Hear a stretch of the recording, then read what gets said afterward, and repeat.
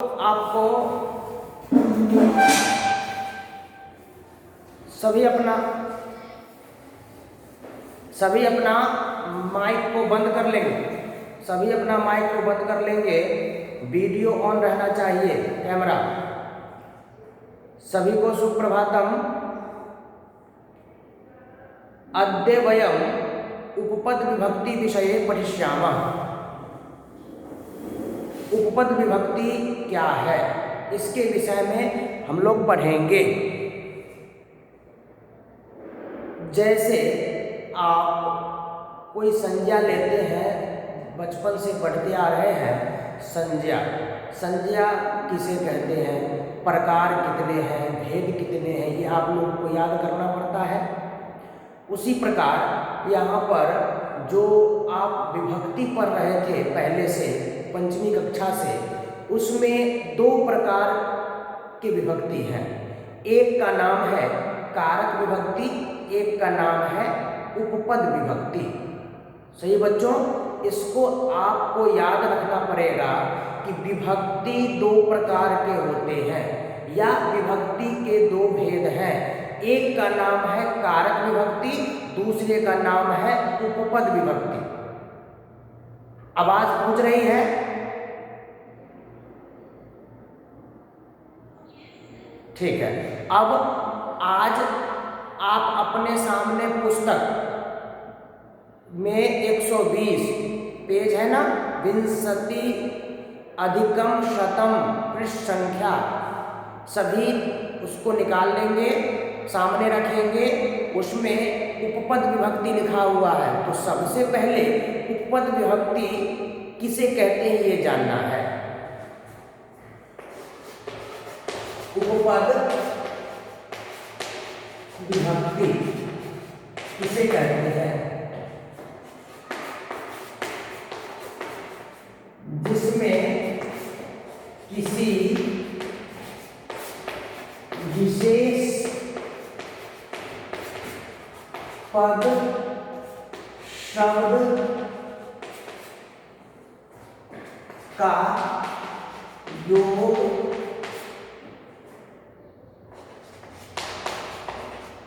होता है, उसे उपपद विभक्ति कहते हैं। देखो, ये जो विभक्ति है, उपपद विभक्ति किसे कहते हैं, इसमें मैंने लिखा जिसमें किसी विशेष पद, उसी का नाम क्या बोलेंगे, शब्द का योग होता है, उसे उपपद विभक्ति कहते हैं। आप लोगों को दिखाई दे रहा है ना? अब आपको ये समझना है कि उपपद विभक्ति का परिभाषा तो आप समझ गए हैं। अब इसको और विस्तृत रूप से समझना है।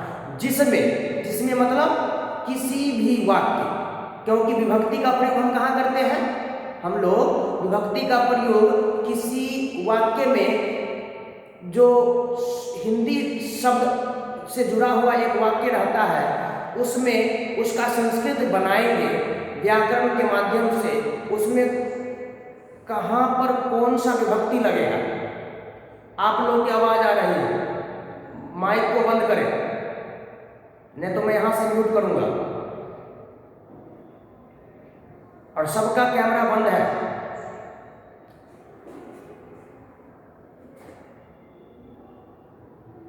मेरी बात को सुनेंगे, इसको लिखते भी रहेंगे। जैसे आपको इसमें जो दो पंक्ति लिखाए हैं, इन दोनों पंक्ति में, किसमें,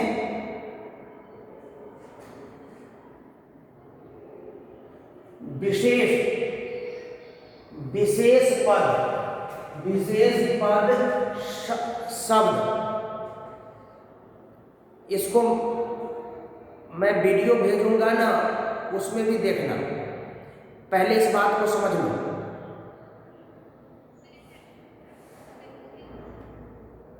अब ठीक दिख रहा है?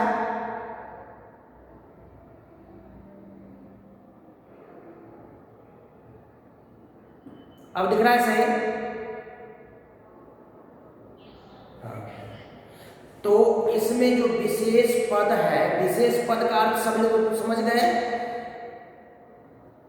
किसी आप सामान्य नियम में, जैसे आप कक्षा में हैं, कक्षा में पार्टिसिपेंट कोई कर रहा है, किसी चीज़ में भाग ले रहा है, तो क्या होता है, उसके लिए कहा जाता है कि सभी बच्चे विद्यालय 9 बजे आएंगे। सभी बच्चे विद्यालय 9 बजे आएंगे, लेकिन जो बच्चे भाग लिए हैं खेल में, वो बच्चे 8 बजे ही पहुंचना है उनको। तो वह विशेष नियम हो गया। नियम क्या है आप लोगों के लिए कि आप जितने बच्चे हैं सभी को 9 बजे पहुंचना है, लेकिन जो बच्चे खेल में भाग लिए हैं बस उन बच्चों को 8 बजे पहुंचना है। ऐसा विद्यालय से निर्देश आदेश मिलता है। तो उसमें सभी बच्चे के मन में याद रहता है ना कि जो बच्चे 5-6 बच्चे जो खेल में भाग लिए उनका नाम याद रहता है कि ये बच्चे 8 बजे आएंगे। उसी प्रकार यह कारक विभक्ति उपपद विभक्ति में यही अंतर है कि जो पंचमी कक्षा से आप लोग पंचमी कक्षा से जो पढ़ रहे हैं, उस पंचमी कक्षा में कारक पढ़ाया गया। कारक के प्रकार, कर्ता, कर्म, करण, संप्रदान, उसमें कौन कौन से चिन्ह लगते हैं ये भी बताया गया है। सही बच्चे सुन रहे हैं? कर्ता के साथ कर्ता ने कर्म को करण से के द्वारा, संप्रदान के लिए आपादान से अलग होने अर्थ में, इस प्रकार करके कारक के बारे में समझा दिया गया। अब उसका प्रयोग कहाँ करते हैं? जब अनुवाद बनाते हैं तो एक वाक्य सामने आता है, उसमें प्रयोग करते हैं। क्या प्रयोग करते हैं? जो आप लोगों के द्वारा याद करवाया गया। क्या याद करवाया गया? विभक्ति के प्रकार, विभक्ति के कारक चिन्ह और कारक, इसका प्रयोग क्या करेंगे? तो एक हिंदी वाक्य लिखते हैं, मैं कलम से लिखता हूँ। ऐसा हिंदी वाक्य है। कैमरा से ऑन करो। ऐसा हिंदी वाक्य है, इसका क्या हो जाएगा? मैं का अहम। उसके बाद ये जो है, इसमें क्या सोचना पड़ रहा है? कलम से, तो कारक चिन्ह से के द्वारा किस अर्थ में? करण कारक में, तृतीया विभक्ति में। इस कारण से यहाँ पर से के द्वारा के लिए कलम का रूप चलाएंगे तो क्या होगा? कलमेन, रामेन, बालकेन। तो हम लोग उस कारक को याद रहता है तो उसके अनुसार हम लोग करते हैं। तो कलमेन, रामेन की तरह कलमेन, और लिखता हूँ। आप जानते हैं कर्ता के अनुसार क्रिया के पुरुष और वचन होते हैं, तो यहाँ पर अहम है, उत्तम पुरुष एक वचन, तो उत्तम पुरुष एक वचन में लिख धातु का क्या आएगा? लिखामी, लिखावा, लिखामत, एक वचन में लिखामी। इसमें सिर्फ कारक समझा रहा हूं, कारक में। तो इस प्रकार कर दिए, ये इसको क्या बोलेंगे? कारक विभक्ति। इसको क्या बोलेंगे? कारक विभक्ति। अब उपपद विभक्ति दूसरा भाग, वह, अगला क्या वाक्य होगा? वह राम के साथ जाता है। वह राम के साथ जाता है। इस वाक्य को पढ़ते ही आप वह राम के साथ जाता है। सही बच्चे को सुनाई दे रहा है? हाँ।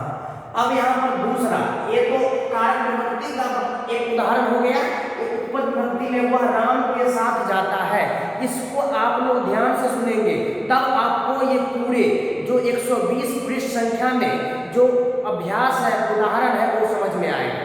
तो वह राम के साथ जाता है, एक मिनट, वह राम के साथ जाता है, तो यहाँ पर के साथ का हिंदी क्या अर्थ होगा? के साथ का आप शब्दार्थ उस भाग में लिखा हुआ है, उसमें तीसरे नंबर पे है सह।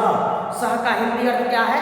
साथ। तो वह जो साथ लिखा हुआ है, यहाँ पर साथ दिख गया, तो साथ का संस्कृत क्या लिखेंगे? सह। अब है राम के साथ, तो एक नियम आता है कि जिस वाक्य में सह दिखाई दे, जिसका हिंदी अर्थ साथ होता है, उस सह से पहले वाले शब्द में एक नियम बना दिया कि जहां पर के दिखाई दे उसमें षष्ठी लगेगी, लेकिन कहता है नहीं, के दिखाई दे रहा है लेकिन उसके बाद साथ है। साथ का संस्कृत होता है सह। जैसे ही सह आ जाए तो के में पर कुछ भी रहे, उससे आपको उस अनुसार विभक्ति का प्रयोग नहीं करना है। वहां पर क्या करना है? जो नियम कह रहा है, नियम क्या कह रहा है कि जहां भी सह दिखाई दे, कहां दिखाई दे? जिस वाक्य में, किसी भी वाक्य में सह दिखाई दे, तो सह के योग में तृतीया विभक्ति का प्रयोग होगा। लेकिन बच्चों यहाँ पर के दिखने से किसका प्रयोग लग रहा है? षष्ठी विभक्ति का। क्यों? क्योंकि संबंध में का, के, की, रा, रे, री चिन्ह है ना, तो चिन्ह जैसे ही हिंदी में होगा, उसका संस्कृत के लिए किसका प्रयोग करेंगे? षष्ठी विभक्ति का। लेकिन यहाँ पर एक नियम लग गया, सामने उसके आगे साथ दिख रहा है, और साथ का संस्कृत सह, और सह के योग में सह जहां भी दिखे वहां पर कौन सी विभक्ति? तृतीया। आप पृष्ठ संख्या 120 में आप देखेंगे जो ध्यातव्य करके है ना बच्चों, ध्यातव्य, सभी लोग देख रहे हैं? ध्यातव्य, आदित्य, ध्यातव्य करके है, उसमें दूसरे पंक्ति में लिखा हुआ है सह अलम योगे तृतीया विभक्ति भवति। दो शब्द, सह मतलब साथ, अलम मतलब बस, ये दो शब्द के योग मतलब जोड़ में कौन सी विभक्ति होगी? तृतीया। तो आपको अब वो जो कारक में चिन्ह देख करके करना था, उसको छोड़ देना है। कब तक छोड़ना है? जब ये शब्द जो ध्यातव्य के बीच में दिख रहा है ना, वो शब्द कहीं दिखेगा, तो वहां पर कारक विभक्ति का जो नियम है उसको छोड़ देना है। उसके जगह पर जो ये कह रहा है उसका प्रयोग करना है। तो यहाँ क्या कह रहा है? सह और अलम, दो शब्द कहीं भी दिखे, एक साथ नहीं दिखेगा, अलग अलग दिख सकता है। तो यहाँ पर क्या दिखा? साथ के लिए सह दिख गया। तो यहाँ पर नियम अब चलेगा क्या? तृतीया, योग में तृतीया विभक्ति। तृतीया में क्या होगा? रामेण, और सह का वह का सह, और कर्ता के अनुसार क्रिया के पुरुष और वचन क्या होगा? गच्छति। बच्चों आपको समझाने का उद्देश्य एक ये है, कारक विभक्ति उपपद व्यक्ति में अंतर क्या है।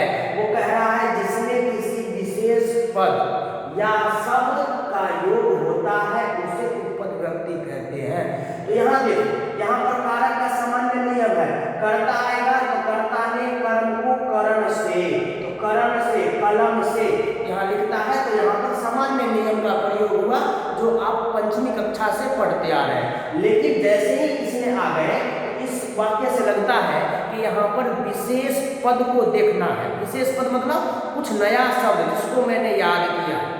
उपपद विभक्ति में जो विशेष पद, कौन सा पद? जैसे आपके ध्यातव्य में लिखा हुआ है प्रति, प्रति, बिना, ये सब क्या हुआ? विशेष पद हुआ, जो अलग शर्त रख दिया कि ये शब्द बच्चों जहां दिखेगा वहां पे आपको याद करना पड़ेगा, याद करके ही आपको नियम लगाना पड़ेगा। आप अगर ये सोचोगे कि कर्ता ने कर्म को करण से देख करके लगाते जाएंगे तो वो गलत हो जाएगा। कब गलत नहीं होगा? जब बच्चों आप याद करोगे कि प्रति शब्द सर बताए थे कि प्रति शब्द जहां भी आएगा वहां पर मुझे द्वितीया का प्रयोग करना है, बिना आएगा वहां भी, और सह आएगा तो तृतीया का प्रयोग करना है। तो वाक्य में आपको ढूंढना पड़ेगा बगुले की तरह, काक चेष्टा बगो ध्यानम, बगुले की तरह ध्यान लगा करके वाक्य में ये ढूंढना पड़ेगा कि सर जो उपपद विभक्ति बताए थे ऐसा पंक्ति में कोई शब्द तो नहीं आ रहा है। यदि आ रहा है तो उस जगह पर हमको याद करके नियम के अनुसार विभक्ति का प्रयोग करना पड़ेगा। तो यहाँ पर क्या है, तृतीया विभक्ति का प्रयोग कर दिए तो ये बन गया। इसी प्रकार उपपद विभक्ति कारक विभक्ति दो प्रकार के होते हैं, सबसे पहले याद रखना पड़ेगा। आप लोग को याद रह जाएगा, याद रहेगा कुछ तो इसमें आपको गच्छति जाता है, गच्छति। आपको ये बता रहा हूं दो उदाहरण, एक भाग में है उपपद विभक्ति, एक भाग में है कारक विभक्ति। विभक्ति कितने प्रकार के, दो प्रकार के, एक उपपद विभक्ति और एक कारक विभक्ति।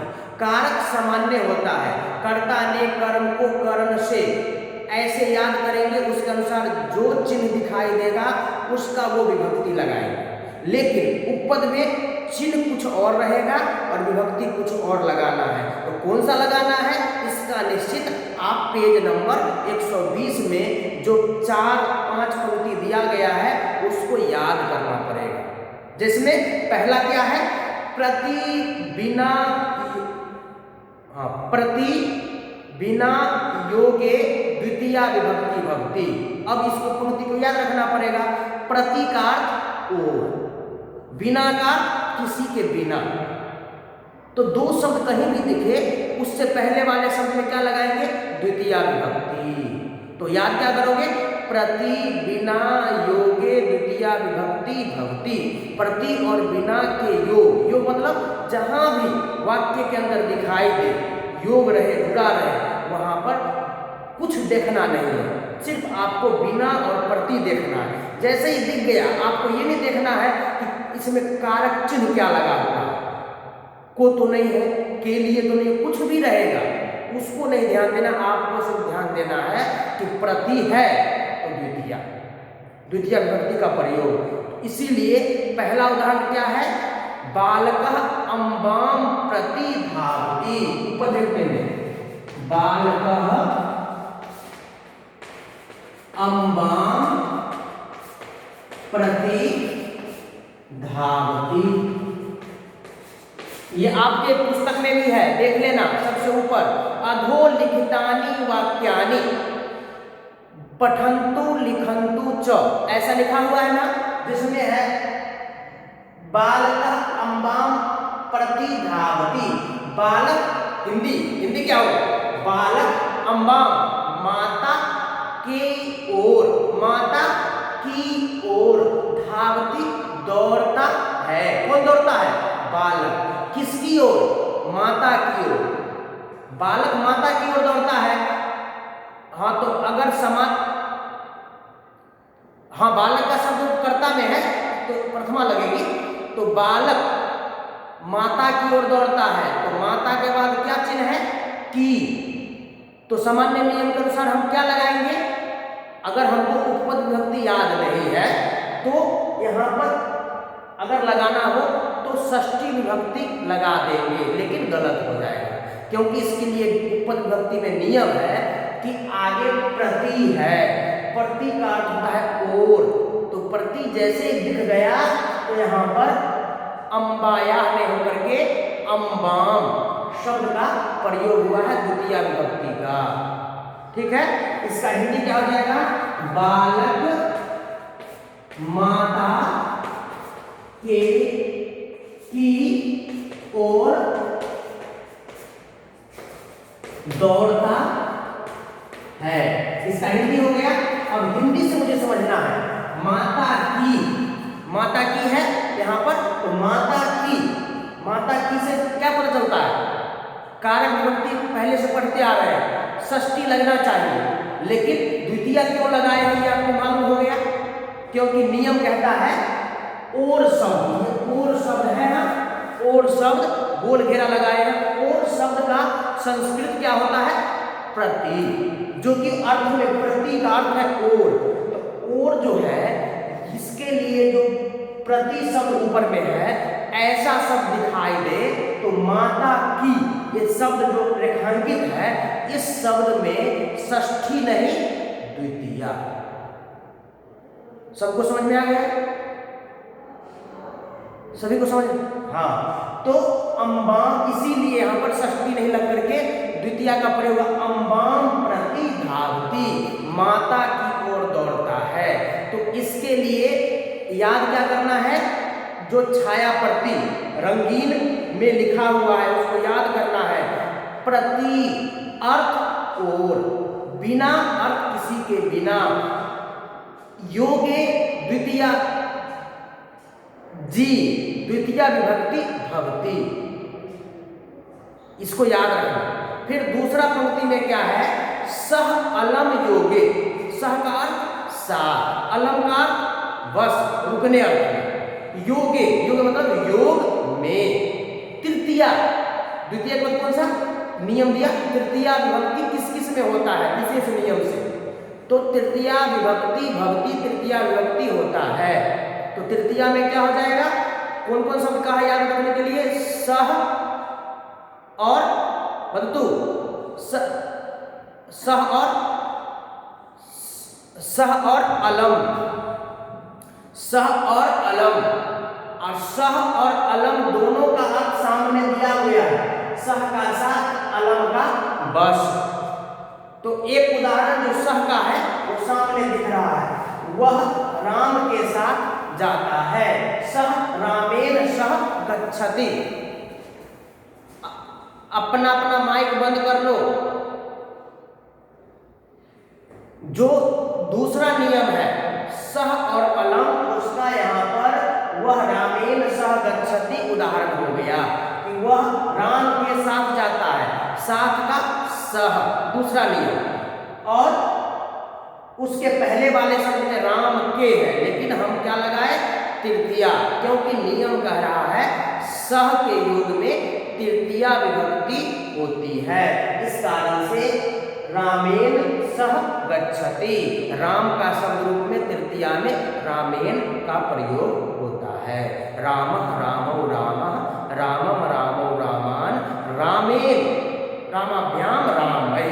तो एक है इसीलिए राम तो कई नहीं है, एक है इसलिए रामेण। अब क्यों रामेण, क्योंकि सह दिख रहा है, और हमारे पुस्तक में जो नियम है उसमें कह रहा है सह के योग में तृतीया विभक्ति होती है। समझ में आ गया? हाँ, तृतीया विभक्ति सामने लिखा हुआ। क्यों तृतीया विभक्ति लगाए, क्योंकि सह के योग में तृतीया विभक्ति का प्रयोग करने के लिए मुझे कह रहा है कौन, नियम, जिसको हम लोगों को याद करके रखना है, तभी आप सही कर पाएंगे। समझ में आ गई? सब बच्चों को समझ में आ गया? बस तो एक बार, हाँ, अग्रे, अग्रे, अग्रे की मस्ती, तृतीय नियम नमः और दा। तो सबसे पहले ये जानना है कि नमः का अर्थ क्या होता है, नमस्कार, और दा का अर्थ धातु रूप है, दा मतलब देने अर्थ में। तो ये जो दोनों शब्द कहीं भी दिखे तो दा और नमः योगे चतुर्थी विभक्ति भवती, नमः और दा के योग में चतुर्थी विभक्ति होती है। तो इसको मिटा करके दूसरे समझाते हैं, चतुर्थी विभक्ति कौन सा होगा, नमः और दा। तो उसका एक उदाहरण आ जाएगा,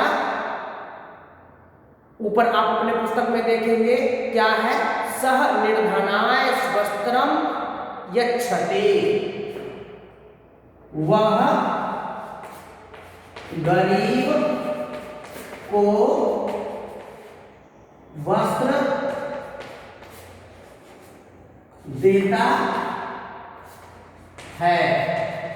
ये वाक्य है ना, वह गरीब को वस्त्र देता है। तो इसका गरीब को तो यहां पर क्या लगना चाहिए, यहां पर द्वितीया का प्रयोग होना चाहिए, गरीब को, हाँ, कर्म को द्वितीया का प्रयोग होना चाहिए ना। लेकिन हमें एक नियम कह दिया। कौन सा नियम? तीसरे नंबर पे कि नमः और दा। तो सबसे पहले देने अर्थ में किसका प्रयोग करना चाहिए? चतुर्थी का। तो यहाँ पर हमें को के लिए भी प्रयोग होता है चतुर्थी में, और नियम भी कह रहा है। तो सबसे पहले क्या करेंगे? सह। गरीब का संस्कृत क्या होता है? निर्धन। तो यहाँ कहता है चतुर्थी लगाने के लिए कौन नियम कह रहा है? जो तीसरे पंक्ति में नियम है, नमः दा योगे चतुर्थी विभक्ति भक्ति। तो दा यहाँ पर दिख रहा है ना, देता है, दा दिख रहा है देने अर्थ में। जैसे ही देने, किसी कुछ देने की बात आए, दान देना, भिक्षा देना, वस्त्र देना, कुछ ऐसा चीज देने की बात आए, तो उसमें यह नियम लगेगा। आपके पुस्तक में जो लिखा है, दा योगे चतुर्थी विभक्ति भवती। तो जिसको दिया जाए उसमें लगेगा, ये नहीं कि अपने में लगा लेना। जिसको हम दे रहे हैं, जो व्यक्ति ले रहा है ना, उस शब्द, उसके लिए जो भी नाम प्रयोग हुआ है वाक्य में, उस वाक्य के उस शब्द में चतुर्थी होगा। जैसे किसको दिया जा रहा है? गरीब को। तो यहां पर क्या होगा? निर्धनाय और वस्त्रम यच्छति। ये हो गया, चतुर्थी का प्रयोग हो गया। जैसे सूर्य को नमस्कार, सूर्याय नमः।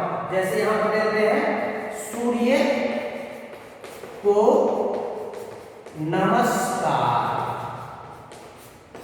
तो सूर्याय नमः।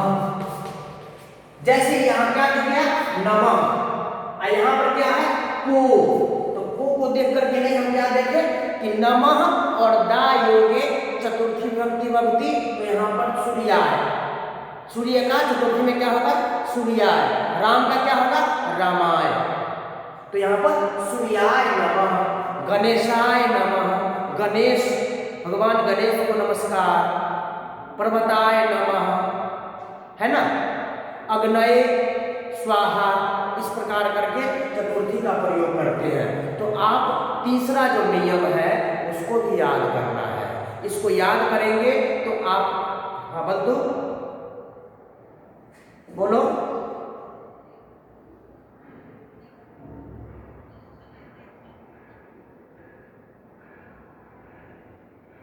कर्म में द्वितीया लगेगी, तो कर्म में तो लगा दिए वस्त्रम, वस्त्रम वस्त्रे वस्त्राणी, वस्त्रम वस्त्रे वस्त्राणी।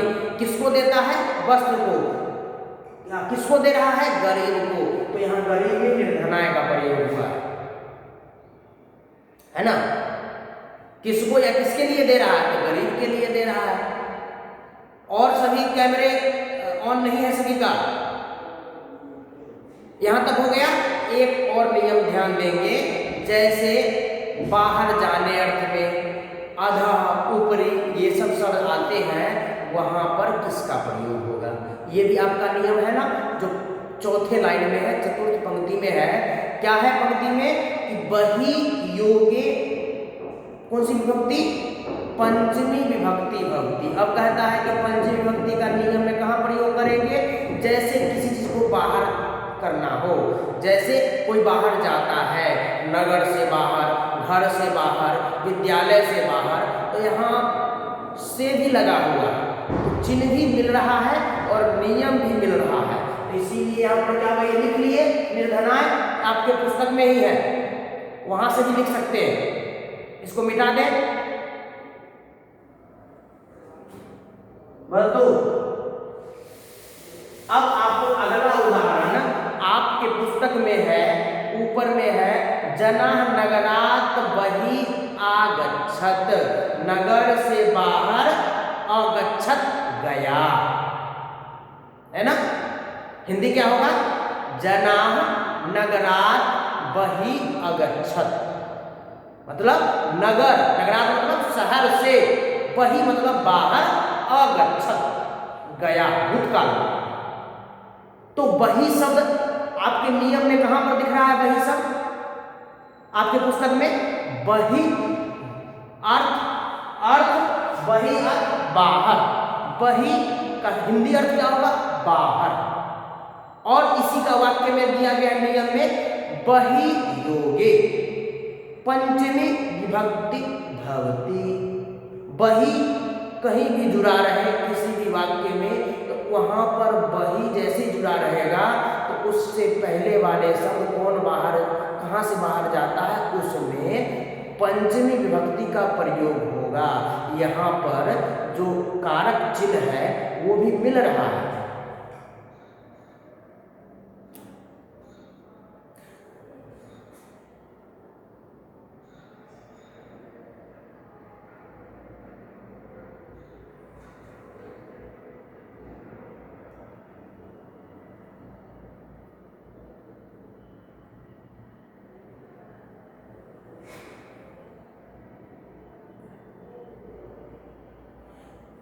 यहाँ भी कारक चिन्ह है वो भी मिल रहा है। से, नगर से बाहर गया। और नियम भी मिल रहा है कि जहाँ पर वही सब दिखाई दे वहाँ पर पंचमी विभक्ति का प्रयोग करेंगे। तो जना हमारा क्या होता है? लोग, बहुत सारे लोग, नगरा, वही, आगे और गच्छत, गए, गए, बहुत सारे गए। तो यहां पर नगर से बाहर आवाज सुनाई दे रही है? 5 ही बच्चे ज्वाइन किए हैं। जना नगरात वही, नगर से बाहर, अगच्छत। तो यहां पर पंचमी विभक्ति का प्रयोग हुआ है नगरात वही। क्यों हुआ है? क्योंकि वही शब्द देख लिए जो आपको नियम कह रहा है। वही योगे पंचमी विभक्ति भवती, वही के योग में पंचमी विभक्ति होती है। बात समझ में आ गई?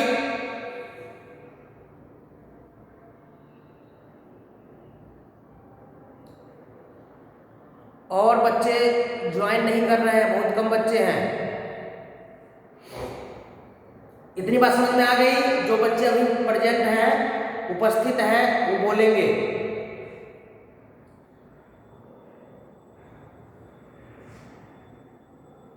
वही योगे पंचमी विभक्ति भवती। यहां तक समझ में आ गया? अब आपको इन सभी नियम को याद करना है। उसमें एक और उदाहरण है ऊपरी और अधः योगे, जहां पर ऊपरी शब्द और अधः ये शब्द वाक्य में दिखाई दे वहां षष्ठी विभक्ति का प्रयोग होगा। और स्नेह और विश्वास अर्थ में सप्तमी विभक्ति का प्रयोग होगा। तो आप लोगों को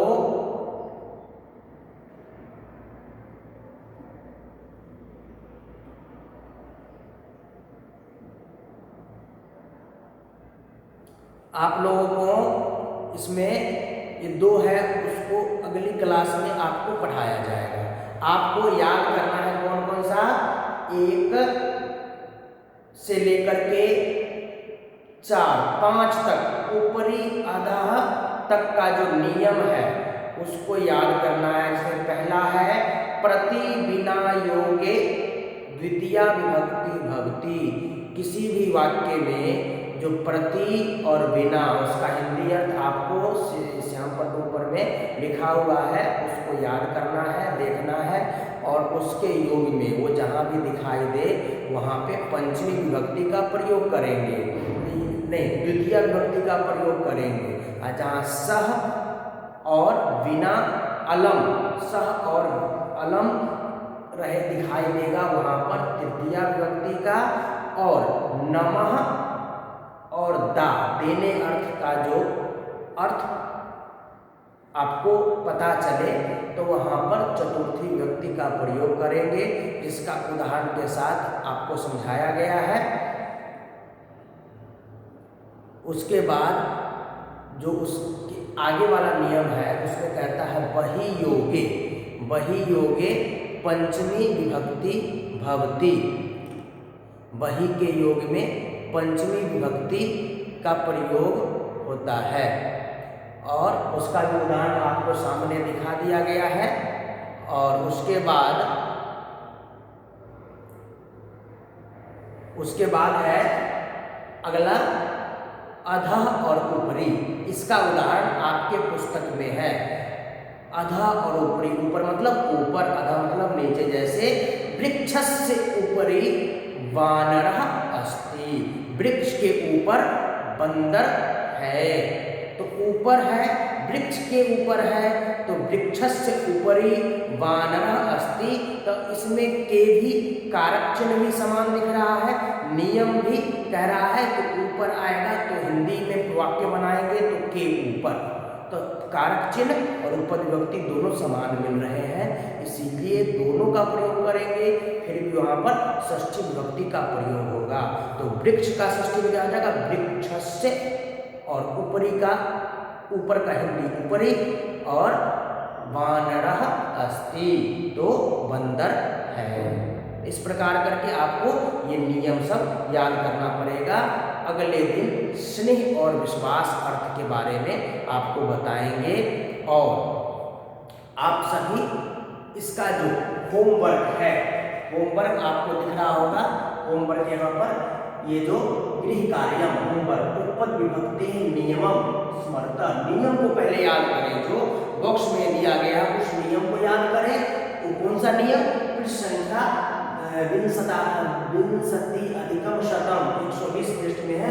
उपपद विभक्ति के नियम याद करें, और उसके जो उदाहरण है उसको भी ऊपर में दिया गया है, उसको भी आप समझें जिसको मैंने बताया है। और इसके बारे में अगले दिन आपसे पूछा जाएगा कि आप किस शब्द के साथ कौन सी विभक्ति का प्रयोग करेंगे, और अभ्यास बनाने के लिए दिया जाएगा।